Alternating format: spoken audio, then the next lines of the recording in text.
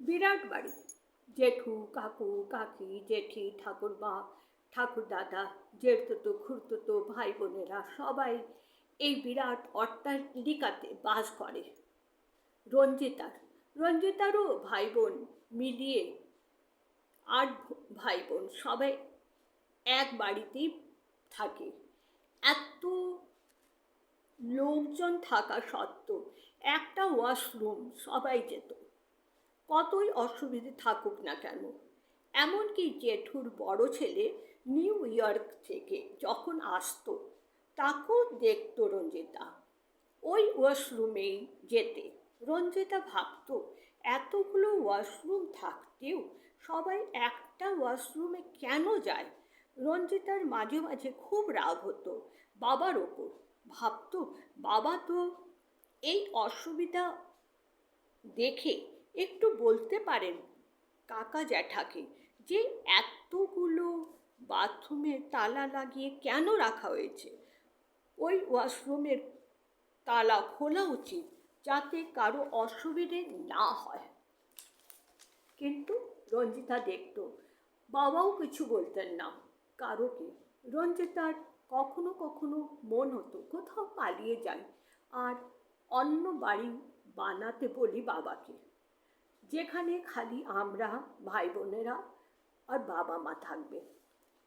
একটা রুম হবে, attach bathroom হবে, ঘুম থেকে উঠে গরু ছাগলের মতো লাইন লাগাতে হবে না, সময় মতো স্কুল যেতে পাবো, আয়ে দিন বাথরুমের পিছনে দেরি হবে না, দিদিমণিদের বকুনির হাত থেকে বেঁচে যাব। কিন্তু কি করবে রঞ্জিতা? বেড়ালের গলায় ঘন্টি কে বাঁধবে? তো রঞ্জিতা তো বাবাকে জমের মতো ভয় করত, কারণ বাবা সকলের সাথে ভালো ব্যবহার করতেন কিন্তু মায়ের সাথে রেগে রেগে কথা বলতেন, যখন কি সারাদিন মা কাজ নিয়েই ব্যস্ত থাকতেন। রঞ্জিতার ছোট্ট মন, ও কি করে জানবে এই সমস্ত ব্যাপার? শুধুমাত্র এটাই ভাবত ঠাকুরমার ঘরের দরজায় যে বাথরুম আছে সেটার তালা খুলে ও বলবে ঠাকুরমা আজ থেকে এই বাথরুমে আমি যাব। ওর বলার আগেই কি জানি ঠাকুরমা কি করে জেনে গেছিলেন। বললেন খবরদার আমার রুমের সামনে যেন কেউ বাথরুম না যায়, ঘরে গন্ধ আসবে বাথরুমের। এই কথা শোনার পর রঞ্জিতার মুখে যেন তালা লেগে গেছিল। আবদার করে বাবা মাকে আর কি বলবে।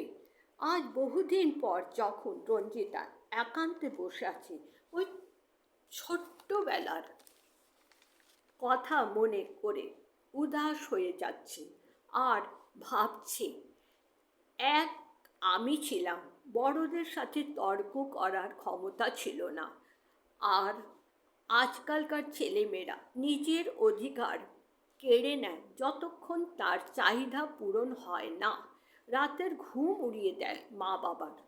কাশ রঞ্জিতারও এত সাহস হতো তো একদিন ও আকাশ ছুঁত। প্রত্যেকটা কাজে না শব্দ শুনতে হতো না।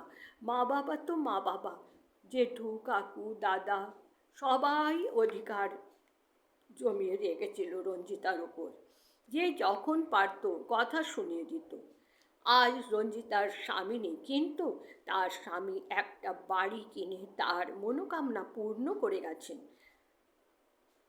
বাচ্চাবেলার থেকে যে জিনিসটা ওর মনে মনে ছিল, একটা বাড়ি হবে, স্বাধীনতা হবে, বাথরুমের শান্তিতে যেতে পারবো, ঘুম ভাঙলে লম্বা লাইন লাগাতে হবে না, আর না কারুকে খুশামত করতে হবে। দিদি ভাই আমি আগে চলে যাই, কারণ কলেজে দেরি হয়ে যাবে।